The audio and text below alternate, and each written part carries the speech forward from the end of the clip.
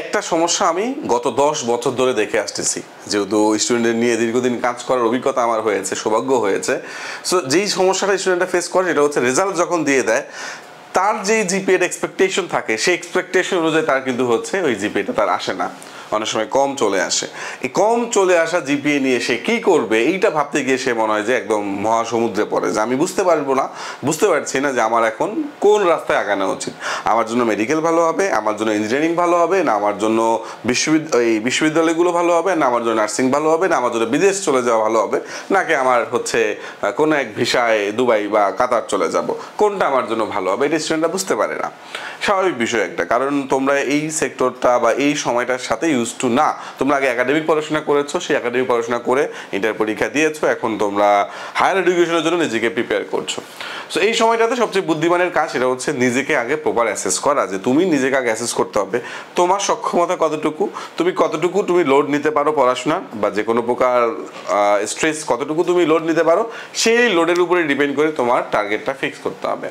তোমার যদি দুটাতেই AA+ থাকে, দুটাতেই GPA 5 থাকে, that's very good, you are good to go for medical admission preparation. তোমার যদি অত ভালো GPA না থাকে, হালকা কম আছে 10-এর চেয়েও, যেহেতু 5-5-10 হয়, একটু কম আছে, তাহলে you can go for varsity or engineering. Even এখন তো বুয়েটে ইঞ্জিনিয়ারিং, অন্যান্য ইঞ্জিনিয়ারিং ক্ষেত্রে হচ্ছে অনেক ভালো GPA প্রেফার করছে। তো সেক্ষেত্রে হচ্ছে দেখা যায় GPA ভালো না থাকলে এই রাস্তাগুলো অনেকের জন্য বন্ধ হয়ে যায়। তোমার এরপর যে অপশনটা থাকে সেটা হচ্ছে যদি কম GPA থাকে তাহলে তোমার জন্য একটা অপশন হতে পারে গুচ্ছ বিশ্ববিদ্যালয়, তোমার জন্য নার্সিং, এগুলোতে তোমার জন্য সেকেন্ড অপশন হিসেবে থাকতে পারে। সো এই অপশনগুলোর ব্যাপারে তোমাকে একটু এক্সপ্লোর করতে হবে, একটু ঘাটাঘাটি করতে হবে। তো সেই কাজটাই আমরা বিবিএনের পক্ষ থেকে আমরা ডিটেলসে আলোচনা করব, যে যাদের কম GPA রয়েছে, কম GPA নিয়ে তোমার জন্য কি কি অপশন তোমার হাতে রয়েছে।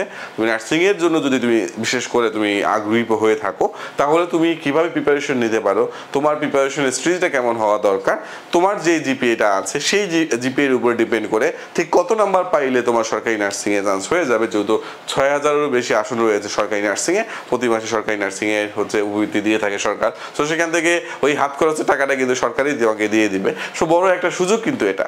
সো এই ওভারঅল নার্সিং সেক্টরটা নিয়ে আমরা তোমাদের সাথে সেমিনারে আলোচনা করব। এই ভিডিওর উপরে বা নিচে কোথাও তুমি একটা ফর্মের লিঙ্ক পেয়ে যাবো, ওই ফর্মটা পূরণ করে ফেলবা। ওই ফর্মেই হচ্ছে আমরা ডিটেলসে তুমি তোমার তথ্যগুলো দিয়ে দিবো, এবং আমরা তোমার ফোন নাম্বারে আমরা SMS এর মাধ্যমে আমাদের সেমিনারের লিঙ্কটা পাঠিয়ে দিব। তুমি সরাসরি যুক্ত হয়ে যাবা, এবং যুক্ত হয়ে তুমি তোমার মনে যত প্রশ্ন আছে আশা করব ওই সেমিনারে তুমি সকল প্রশ্নের উত্তর ইনশাল্লাহ পেয়ে যাবা। সো অসংখ্য ধন্যবাদ আর এই ভিডিওটা মনোযোগ দিয়ে দেখার জন্য। যারা এখনো রেজিস্ট্রেশন করেনি, এখনই ফ্রি রেজিস্ট্রেশনটা করে ফেলো, এবং তোমার মনে যত কোশ্চেন আছে এই অ্যাডমিশন পোস্ট অ্যাডমিশন পিরিয়ড নিয়ে আমি সেগুলো উত্তর দেওয়ার ট্রাই করবো। Thank you so much.